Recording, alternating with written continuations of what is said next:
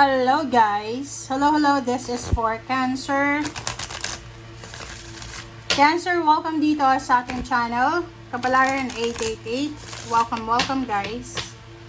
Alamin natin kung anong messages, vibration, gabay energy para sa lahat ng Cancer. Okay, kung bago kayo sa channel ko, please like, share, and subscribe. Okay? Cancer, lake, stillness, peaceful, tranquility, harmony.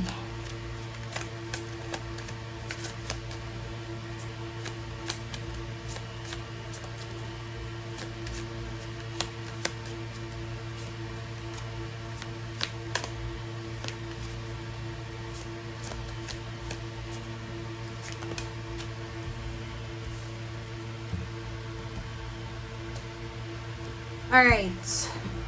Stillness, lake, and fog.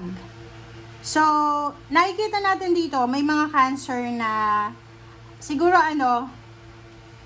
ilang buwan or taon yung pinagdadaanan mo na medyo foggy, medyo madilim, medyo confused ka. Ngayon ay biglang magliliwanag siya, okay? Parang palaging may fog, 'di ba? And ngayon, sinasabi ng barahan na matatahimik ang lahat. Ibig sabihin na natin, maybe 2 years. 2 years ka na, 3 years ka na naguguluhan. Hindi masyadong maganda yung pasok ng pera, maraming mga karma, or whatever man na nangyayari sa inyo. Dito sa barahang to na sinasabi ng barahan na simula ngayong June 1 to 15, unti-unti siya na mawawala, unti-unting magliliwanag. Kasi 'di ba pag foggy madilim, hindi natin nakikita. So ngayon sinasabi na medyo magiging maliwanag, medyo magiging tahimik na ang lahat. Okay? Kumbaga unti-unti siya na mananahimik. Okay?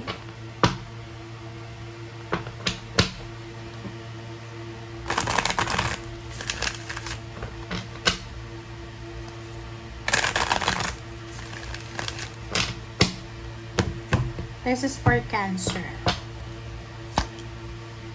Okay, patience. Rest and rejuvenate. Wow! Balance. So, diba Cancer? Ang ganda na ng baraha mo. Suffering in silence. Oh. Yun, may mga Cancer dito na kahit kailangan nyo ng tulong, parang nahihiya kayo na humingi ng tulong. For example, sa magulang, sa kapatid, sa asawa, boyfriend, girlfriend, nahihirapan kang humingi ng tulong kung kaya't ginagawa mo na lang yung obligations mo na walang nakakaalam. Etong balance ito, sacral chakra, balance, rest and rejuvenate and patience. So, parang sinasabi ng baraha, merong balanse, merong kaliwanagan na mangyayari sa buhay mo ngayong 15 days na to. So, ibig sabihin, magiging maayos yung takbo ng buhay mo. Dati siguro, masyado kang, magagalitin, parang ganon. Dati masyadong aggressive ka. As a Cancer, na lalaki man or babae ka, aggressive ka. Yung parang, halimbawa, nagtatanong lang sa'yo, ang sagot mo ay aggressive. Ganon. And ngayon, nakikita ko sa'yo dito na pasensyosa ka na. Or kumbaga, medyo hindi ka na aggressive ngayon. Oh? And rest and rejuvenate. Wala? May mga pagkakataon na sa inyo ngayon na makakapagpahinga na kayo. Kasi pwedeng yung pagsasuffer mong mag-isa, meron ka ng katulong. So, there's a balance, there's a time, or there's an occasion na posibleng makakapagpahinga ka na, okay? And makakapagbakasyon. And yung isip mo ngayon, hindi na tulad ng dati na walang balanse, kung ano lang naiisip mo, yun na yun. Ngayon is maayos na siya.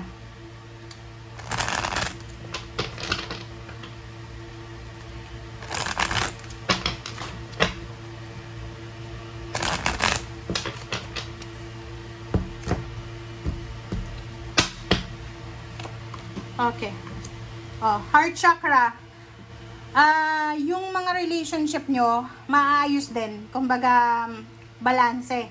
So, ibig sabihin, may mga relationship ka na posibleng maayos, intimate, family, friendship. There's a reconciliation. There's a renewal of relationship. Wisdom. May iba din sa inyo dito na pwedeng magbabalik eskwela, magte-training, skills training, masteral, doctoral. Basta meron kang gagawin, cancer na pwedeng magbigay sa'yo ng sobrang kaalaman and then katalinuhan.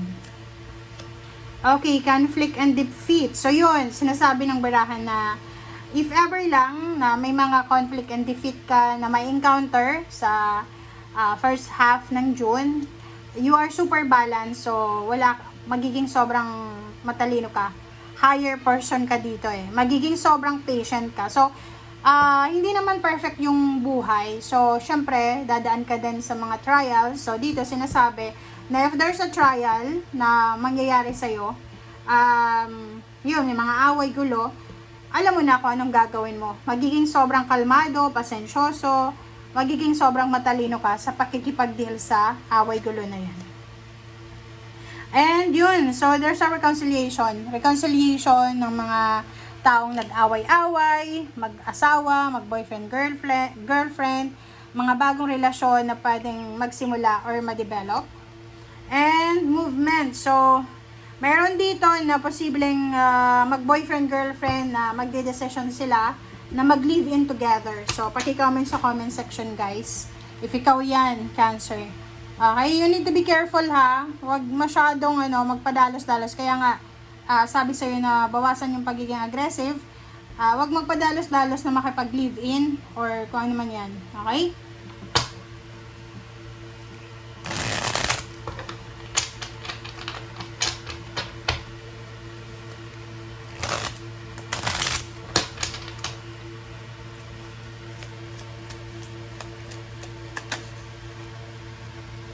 Eight of Coins. Oh, 'di ba? Ito 'yun sa wisdom.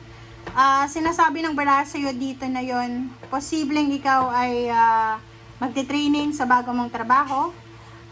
Posibleng ikaw din ay mapopromote sa trabaho. Pwedeng mag-aaral ulit. Pwedeng 'yun, additional learnings, additional wisdom, additional trainings, parang ganun ang gagawin mo.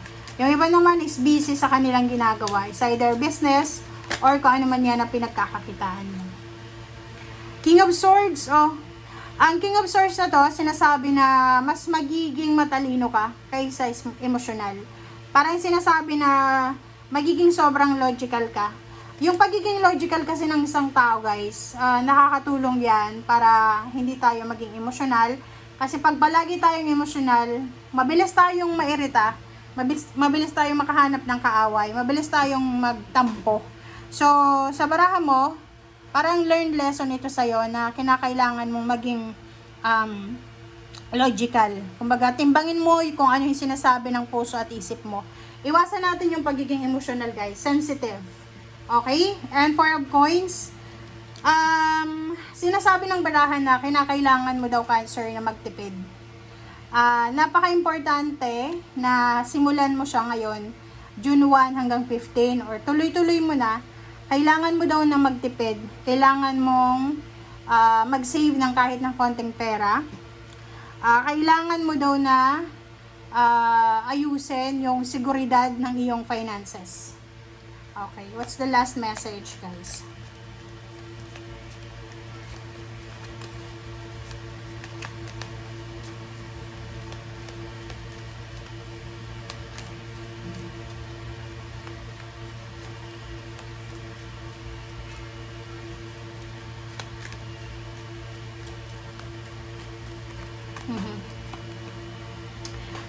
Two cards, guys, na reverse.